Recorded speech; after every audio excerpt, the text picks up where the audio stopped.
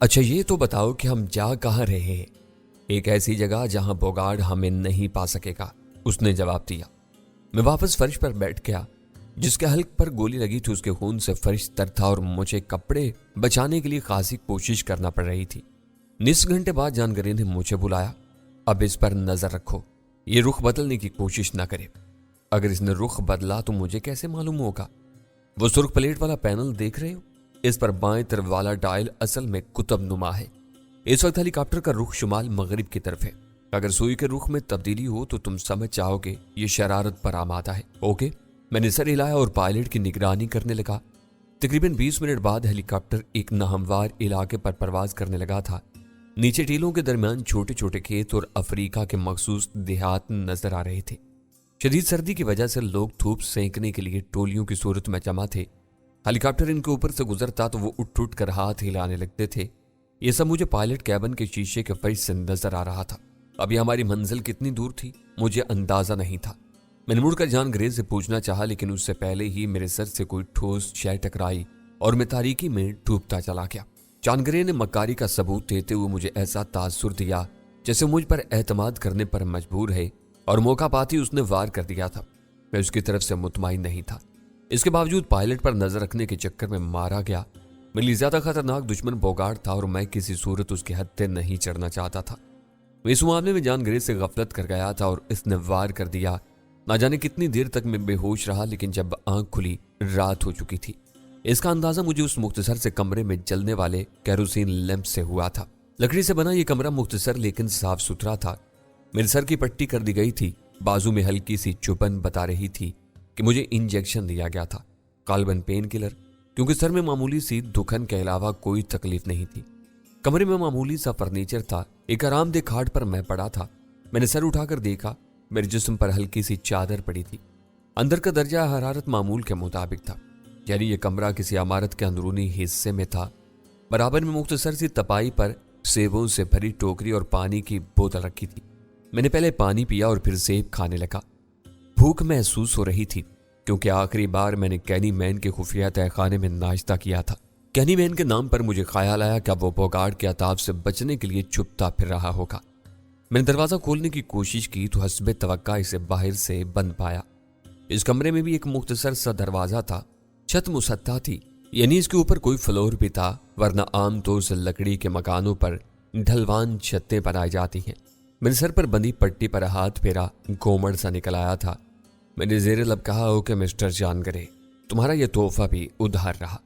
سیبوں سے بھوک کا مداوع ہو گیا تھا۔ پانی پی کر میں دوبارہ لیٹ گیا۔ نیند کی طلب نہیں ہو رہی تھی، یعنی میں اپنی نیند پوری کر چکا تھا۔ میرا لباس بھی بدل دیا گیا تھا۔ اب میں ایک اونی پاجامے اور اونی ہی ڈھیلے سے کرتے میں تھا۔ یہ لباس اندر کے ماحول کے لحاظ سے خاصا گرم تھا، لیکن باہر جاتے وقت مجھے اوپر سے کچھ نہ کچھ درکار ہوتا۔ میرا تمام اسلحہ لے لیا گیا تھا۔ اس موقع پر مجھے پنجابی زبان کا محاورہ یاد آیا، جتھے دی کھوتی اتھے آن کھلوتی۔ یہ محاورہ میرے حالات پر خاصی حد تک موزوں تھا۔ میں جانگرے کے پاس سے فرار ہوا اور اس سے بچنے کی سعی کرتا رہا۔ بالآخر ایک بار پھر اس کے قبضے میں آ گیا۔ دروازے پر ہلکی سی آہٹ ہوئی اور جانگرے کافی کی مہک اڑاتے 2 کپ لے کر اندر آ گیا۔ میں نے خفگی سے اسے دیکھا۔ یہ کیا حرکت تھی؟ تم نے میرا سر پھاڑ دیا۔ میں کون سا بھاگا جا رہا تھا؟ معاف کرنا یار، جانگرے سراپا معذرت بن کر بولا۔ مجھے بھی یقین تھا کہ تم اب دل و جان سے میرے ساتھ ہو، بس پتہ نہیں کیسے ہاتھ گھوم گیا۔ اس کے لہجے میں مکاری تھی۔ لو غصہ تھوک دو اور کافی پیو۔ شکریہ، میں نے کب لے کر تنزیہ انداز میں پوچھا۔ اس میں بھی تو غلطی سے کچھ ملا تو نہیں دیا ہے؟ اگر تمہیں شک ہے تو بے شک کب بدل دو، اس نے فوراً پیشکش کی۔ اس کی ضرورت نہیں ہے، مجھے یقین آ گیا کہ تم مجھ سے مخلص ہو اور میرے بھلے کے لیے یہ سب کیا۔ اس نے غور سے مجھے دیکھا۔ طنز کر رہے ہو نا؟ میں نے کافی کا سپ لیا۔ حقیقت بیان کر رہا ہوں، اس دوران جب میں نے محسوس کیا کہ تم برے آدمی نہیں ہو، شاید حالات نے تمہیں آگ و خون کے اس کھیل میں دھکیلا ہے، جیسے میں نہ چاہتے ہوئے بھی وہ سب کرتا رہا جس کی تفصیل تم مجھ سے بہتر جانتے ہو۔ تم نے بارہا میری حمایت میں اپنے لوگوں کو نقصان پہنچایا۔ میں نہیں جانتا کہ تم مجھ سے کیا چاہتے ہو، لیکن تم مجھ سے جو کام بھی لینا چاہتے ہو میں اس کے لیے دل و جان سے تیار ہوں۔ تو تم سچ کہہ رہے ہو؟ اس نے بے یقینی سے پوچھا۔ ہاں، لیکن میری بھی کچھ شرائط ہیں۔ ہاں کہو۔ اس بار اس کے لہجے میں ذرا بےتابی تھی۔ جب میں تمہارا کام کر دوں تو تم نہ صرف ان سارے چکروں سے نجات دلاؤ گے مجھے، बल्कि मेरे खिलाफ जनूबी अफ्रीका बल्कि किसी भी मुल्क में बनने वाले मुकदमे खत्म कराओगे। साथ ही मुझे बरतानिया की शहरियत भी चाहिए। उसने सर हिलाया। जनूबी अफ्रीका में अपने खिलाफ मुकदमात को खत्म समझो, इसे इतना आसान मत लो। कर्नल बोगार्ड तो है मेरे खून का प्यासा, यहूदियों को इससे पीछे न समझो। इन सबको मुझ पर छोड़ दो, चानगरे ने एतमाद से कहा। चंद दिन में ये काम हो जाएगा। इसके बाद तुम एलानिया मेरे साथ जनूबी अफ्रीका से रवाना होके। ठीक है, मैं तुम्हारा एतबार करता हूं, लेकिन तुम्हारी ऑर्गेनाइजेशन मुझे सजाए मौत सुना चुकी है और मुझे से बचने के लिए एक बार फिर इलेक्ट्रिक का मुकाबला करना होगा। उससे कैसे निजात मिलेगी? दूसरे, तुम्हारी तंजीम मेरा पीछा छोड़ेगी, जबकि मैं इसके बहुत सारे राजों से वाकिफ हो चुका हूं। इसकी फिक्र ना करो। एक फर्द के तौर पर तुम किसी सूरत हमारे लिए मसला नहीं बन सकती, और अगर तुमने ऐसी कोई कोशिश की भी तो अब तुम अच्छी तरह जान गए हो कि दुनिया का कोई फर्द हमारी पहुंच से बाहर नहीं है। और लंदन की शहरियत, ये तो कोई मसला ही नहीं है। मेरी एक फोन कॉल पर मलका बरतानिया खुद तुम्हें खास शहरियत से नवाज सकती है। यूसुफ, यकीन करो, मेरा काम करके तुम बेपनाह फायदे में रहोगे। सिर्फ दौलत नहीं, शोहरत और इज्जत भी तुम्हारा मुकद्दर होगी। मगरबी दुनिया तुम्हें सर आंखों पर बिठाएगी। शुक्रिया, मुझे दौलत और शोहरत की जरूरत नहीं है। दौलत मेरे पास भी खासी है, बस मैं इतना चाहता हूं कि कोई मेरी जिंदगी में मुदाखलत ना करे और मैं सुकून से अपना वक्त गुजार सकूं। अगर तुम सुकून पसंद हो तो बहरे अलकाहल या बहरे ओकियानूस में जदीद सहूलियात से मुज़य्यन कोई जजीरा भी तुम्हारे नाम किया जा सकता है। यकीन करो, वो जन्नत होगा। ऐसा मुमकिन है क्या? मैंने हैरानी और बेताबी जाहिर की। ऐसा हो जाए तो क्या बात है, बिल्कुल मुमकिन है। दुनिया भर के समंदर में हजारों की तादाद में वीरान जज़ायर हमारे पास हैं। तुम्हें तुम्हारी पसंद का जजीरा दिया जाएगा जहां तुम हमेशा सुकून से रहोगे। कालबन अपनी कब्र में, मैंने दिल में सोचा, चानगरे मुझे अपने साथ शामिल समझो। उसने हाथ मिलाया। Done done. मैंने इतनी ही मुखलसाना मक्कारी से कहा। हम दोनों ही एक दूसरे को धोखा दे रहे थे और शायद इस धोखे से वाकिफ भी थे। यह कौन सी जगह है? एक मिशन चर्च की इमारत है। यहां पर मकामी कबायलियों के लिए काम होता है। मैंने सर हिलाया। जिस इदारे से जानगरे का ताल्लुक हो वो इंसान के भलाई के लिए कितना काम कर सकता है यह समझना मेरे लिए मुश्किल नहीं था, मगर मैंने तंज करने या कोई रद्द-ए-अमल जाहिर करने से गुरेज किया। वो हेलीकॉप्टर कहाँ गया? क्या उसे? नहीं, वो फोर्स का हेलीकॉप्टर था। मैंने पायलट को वापस जाने की इजाजत दे दी थी। तो क्या वो जाते ही इस जगह की निशानदही नहीं कर देगा? चानगरे मुस्कुराया। अगर उसे निशानदही की होती तो क्या तुम 7 घंटे गुजरने के बाद भी आजाद होते? मैंने जिस जगह हेलीकॉप्टर उतरवाया था वो इस मकाम से कोई 30 मील के फासले पर है। दूसरे बोगार्ड को अब तक ऊपर से वार्निंग मिल चुकी होगी और तीसरे से फोर्स से निकाल दिया जाएगा। अब वो तुम्हारे लिए एक बेकार शख्स है। जाहिर है एक अंधा आदमी वो फराइज अंजाम नहीं दे सकता जो बोगार्ड की जाब का तकाजा था। चानगरे ने सर लहजे में कहा। ज्यादा से ज्यादा आज रात तक उसे उसके ओहदे से सबको दोष कर दिया जाएगा, यानी वो यकीनी तौर पर आंखें खो चुका है। मुझे खुशी है मैंने कच्चा काम नहीं किया। वैसे अब तुम लोग उसका क्या करोगे? हमने क्या करना है? जानगरे ने शाने उचकाए। उसे खुद फैसला करना है। मुमकिन है वो निटाल चला जाए, वहां उसकी वसी और अरीज जागीर है, जहां उसके खून के प्यासे से अफाम उसे कुत्ते की मौत मार देंगे। अपने आदमी की वफादारी का तुम अच्छा सिला दे रही हो। वो हमारा वफादार नहीं था, जानगरे ने सर्द लहजे में कहा। मुआवजे पर हमारे लिए काम करता था और मुंह मांगा मुआवजा लेता था। लिहाजा नाकारा हो जाने के बाद उसकी हिफाजत हमारा फर्ज नहीं है। जहां तक हमारे आदमी होने का ताल्लुक है तो माजूरी या रिटायरमेंट के बाद इन्हें बेहतरीन सहूलियात दी जाती हैं और तहायात इनकी देखभाल की जाती है। तुम जजीरे पर देख लोगे, वहां एक हिस्सा ही लोगों के लिए मखसूस है। देखभाल या कड़ी निगरानी, मैंने दिल में सोचा। मुझे जानगरी की किसी बात का यकीन नहीं था। मखसूस मफादात के तहत काम करने वाला ये टोला किसी की भलाई के लिए कुछ करे, ये बात मेरे हल्क से नहीं उतर रही थी। शायद तुम्हें यकीन नहीं आ रहा। जानगरे ने मेरे तासरात से भांप लिया, मगर मैं तुम्हें दिखाऊंगा।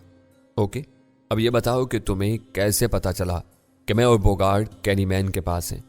जानगरे मुस्कुराया। मुमकिन है मैं किसी और को यह बात कभी ना बताता, मगर तुम्हें जरूर बताऊंगा। हमारे पास तुम्हारी आवाज महफूज है और हर मुल्क का मोबाइल नेटवर्क हमारी दस्तरस में है। इन नेटवर्क की निगरानी करने वाले हर कंप्यूटर में तुम्हारी आवाज फीड कर दी गई।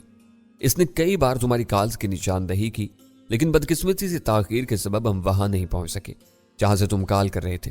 खुशकिस्मती से आखिरी बार तुमने कैनीमैन के मोबाइल पर कॉल की और हमने उसका मोबाइल डिटेक्ट कर लिया। कैनीमैन के पास काम करने वाले कई अफराद हमारे पैरोल पर थे। इन पर किया जाने वाला खर्चा वसूल हुआ। मारे जाने वाले सियाफाम ने हमसे राब्ता करके कर्नल बोगार्ड के बारे में बताया। वो तुम्हारी अहमियत से बेखबर था, इसलिए तुम्हारा जिक्र नहीं किया, मगर जब वो बोगार्ड को लेकर हमारे पास आया तो तुम भी थे। तुम ने उसके कारनामे का सिला गोली की सूरत में दिया। ये मेरा असूल है। डबल एजेंट मुझे एक आंख नहीं बात है। काम निकलती मैं इन्हें ठिकाने लगा देता हूँ। कैनीमैन का क्या हुआ? क्या हुआ? वो मजे से है। सियासी लीडर होने के तो यही फायदे हैं। उसे हाथ लगाने का मतलब है उसके पैरोकार पूरे मुल्क में आग लगा दे। कैनीमैन इतना ताकतवर है? मैंने हैरत से कहा। मुझे तो इतना मजबूत नजर नहीं आया। इसके अक्सर आदमी या तो डबल एजेंट निकले या नाकारा थे। यह सिर्फ उसका पर्दा है। कैनीमैन की असल ताकत दही इलाकों में है। सुना है नस्ल प्रस्तों के खिलाफ उसे हुकूमत की मदद भी हासिल है। चांदगरे ने किसी कदर तल्ख लहजे में कहा। मैं हंस दिया। इन बेचारों का क्या? आखिर नस्ल प्रस्त गोरे भी तो सारी दुनिया से मदद देते हैं। बहरहाल कैनीमैन जैसे लोगों को ज्यादा दिन बर्दाश्त नहीं किया जाएगा। वो हमारी राह की रुकावट है। चांदगरे ने फैसला कुन लहजे में कहा। हुकूमत उसे कुछ नहीं कहेगी, बल्कि उस काम पर वो इसे शाबाशी देगी, मगर ऑर्गेनाइजेशन वाले इससे बोगाड़ का इंतकाम जरूर लेंगे। हम कब तक चलेंगे यहां से? मैंने पूछा। कुछ दिन लगेंगे। इन सारे मामलात की गर्द बैठ जाए। अभी हमें बोगाड़ का मुतबादल तलाश करना है, रुक जाने वाले मंसूबों पर फिर से काम करना है। ऑर्गेनाइजेशन की जानिब से मुझ पर दबाव है कि मैं यहां रुक कर इन तमाम मामलात को हैंडल करूं। तो रुक जाओ, तुम अहमकाना बातें मत करो। वो एकदम झुंझला गया। मैं जल्द अज जल्द इन सारे चक्रों से जान छुड़ाकर यहां से जाना चाहता हूं और तुम कह रहे हो यहां रह जाऊं? इसका अंदाज मुझे सोचने पर मजबूर कर रहा था। शायद उस काम के लिए बेताब था जो मुझसे लेना चाहता था। वक्त क्या हुआ है? मैंने पूछा। सुबह के 4 बज रहे हैं। उसने घड़ी देखी। ये बताओ कि तुमने बोगाड़ को कैसे काबू किया? इसके एक सवाल पर मेरे दिल में फांसी छुप गई थी। मुझे रीटा का ख्याल आया। वो खतरे में थी या एन मुमकिन था कि अब तक तमाम खतरों से बेनियाज हो चुकी हो। बोगाड़ का अताब उसका रुख करने वाला था। उसे अंधा करने में रीटा का ताउन भी रहा था। न जाने बोगाड़ उस नाजुक सी औरत के साथ क्या सलूक करने वाला था या कर चुका था। मैंने इस्तरारी तौर पर चांदगरे को उसके बारे में बताया। प्लीज उसे बोगाड़ के इंतकाम से बचाओ। उसका कसूर सिर्फ इतना है कि वो इसके खिलाफ मेरे हुक्म की तामील करती रही थी। चांदगरे मानी खेज अंदाज में मुस्कुराया। बहुत बेचैन उसके लिए? हाँ, क्योंकि वो एक इंसान है। मैंने तलखी से जवाब दिया। सिर्फ एक औरत नहीं है।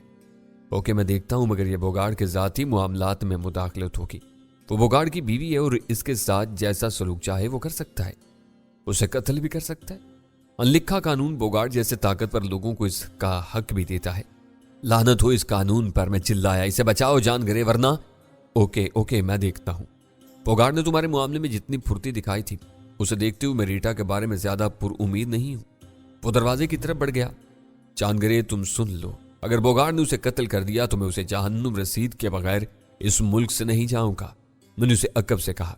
वो एक लम्हे के लिए रुका और दूसरे लम्हे कमरे से बाहर था। मैंने दरवाजा लॉक होने की आवाज सुनी और मुस्कुराया। चांदगरे मुझ पर इस हद तक एतमाद करने के लिए तैयार नहीं था कि कमरा खुला छोड़ देता। इस जगह उसने यकीनन कुछ और हिफाजती इंतजाम कर रखे होंगे, तभी वो इतनी आज़ादी से मेरे पास आया था। चांदगरे ने बताया था कि ये मिशन चर्च की इमारत है। दर हकीकत मगरबी इस्तेमार के सबसे बड़े अड्डे तीसरी दुनिया में फैले यही मिशनरी इदारे हैं, जो बज़ाहिर मकामी लोगों की फलाह बहबूद के लिए काम करते हैं, लेकिन असल में मगरबी ताकतों के रेशा दवानियों और साजिशों को पाया तकमील तक पहुंचाने में मरकजी किरदार अदा करते हैं। इन मिशनरी इदारों के घिनौने रूप की तस्वीर मशरकी तैमूर और एथोपिया में नजर आती है, जहां इन्होंने ईसाई मुस्लिम फसादात करा के मुस्लिम ममालिक के हिस्से काटने का एहतमाम किया। अब इस मिशनरी इदारों का सबसे बड़ा हदफ सूडान था, जिसके जनूबी सूबों में ईसाई अक्सरियत में है, और वो सूडान की मुस्लिम हुकूमत के खिलाफ मुसल्लह जंग करने में मसरूफ है। सारी दुनिया के ईसाई इनकी बेदरेग मदद कर रहे हैं और मुसलमानों पर कश्मीरी और फलस्तीनी हुर्रियत पसंदों की मदद करने पर पाबंदी है। इन हुर्रियत पसंदों को मगरिब दहशतगर्द करार देता है। सर की तकलीफ पेन किलर का असर खत्म होने से बढ़ रही थी, इसलिए मैं चाहने के बावजूद नहीं सो सका। जब मेरे अंदाजे से सुबह हो गई तो मैंने उठकर दरवाजा बजाया। फौरन ही किसी ने बाहर से पूछा, यस सर, मुझे बाथरूम जाना है। 1 मिनट सर, बाहर वाले ने मुअद्दब लहजे में कहा। मैंने अंदाजा लगाया कि वो कोई तालीम याफ्ता स्याफाम था। मेरा अंदाजा दुरुस्त निकला। जब दरवाजा खुलने पर मुझे स्याफाम नौजवान की सूरत नजर आई। इस तरफ आइए सर। तुम कौन हो? मैं मसाया हूं सर, बाथरूम इस तरफ है। उसने गैलरी के कोने की तरफ इशारा किया। इस गैलरी में चंद दरवाजे और नजर आ रहे थे जो बज़ाहिर मुकफ़िल थे। बाथरूम छोटा लेकिन साफ सुथरा साबित हुआ था। पानी गर्म था, इसलिए मैंने हाथ मुंह धोकर दांत भी साफ कर लिए थे।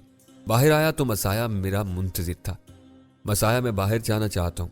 इस मौसम में यह मुनासिब नहीं होगा जनाब, ابھی باہر بہت سردی اور آپ کے پاس مناسب لباس بھی نہیں ہے. آپ کے لیے گرم کپڑے منگوائے ہیں سر. اتنی سردی تو نہیں ہے باہر. اس جگہ ہے سر, آئیے میں آپ کو دکھاؤں. وہ مجھے کمرے میں لایا. اس نے باہر کی طرف کھلنے والا ایک چھوٹا سا روشن دان کھولا تو باہر سے یک بستہ ہوا کا جھونکا آیا تھا. مجھے یہ دیکھ کر حیرت ہوئی کہ باہر خاصی برف پڑ رہی تھی. مجھے یاد تھا ہم جس طرف سفر کر رہے تھے وہاں برف نہیں تھی. شاید ہیلی کاپٹر کسی بلند جگہ آیا تھا. افریقہ کے شمال میں تو شاید ہی کہیں برف باری ہوتی ہے سوائے الجزائر اور مراکش کے چند بلند پہاڑی سلسلوں کے. لیکن جنوبی افریقہ میں جب کہ موسم سرد ہو تو خاصی برف باری ہوتی ہے. جو حصے افریقہ سے جتنے نزدیک ہوتے ہیں وہاں اتنی ہی زیادہ برف پڑتی. سر اب آپ کمرے میں جائیں. مسایا نے مجھ سے درخواست کی. میں روشن دان سے نظر آنے والے منظر کا جائزہ لے رہا تھا. سامنے برف سے ڈھکا میدان تھا. اس کے بعد یوکلپٹس کے بلند درخت تھے جن پر برف جمی تھی. اس میدان میں نہ تو کوئی انسان تھا اور نہ کوئی اور شے. یہ کون سی جگہ ہے؟ ہم اسے سومبو لینڈ کہتے ہیں, مسایا نے بتایا. سومبو ہمارے ایک قدیم دیوتا کا نام ہے. کیا تم دیوتاؤں کو مانتے ہو؟ کیوں نہیں, اس نے سادگی سے جواب دیا.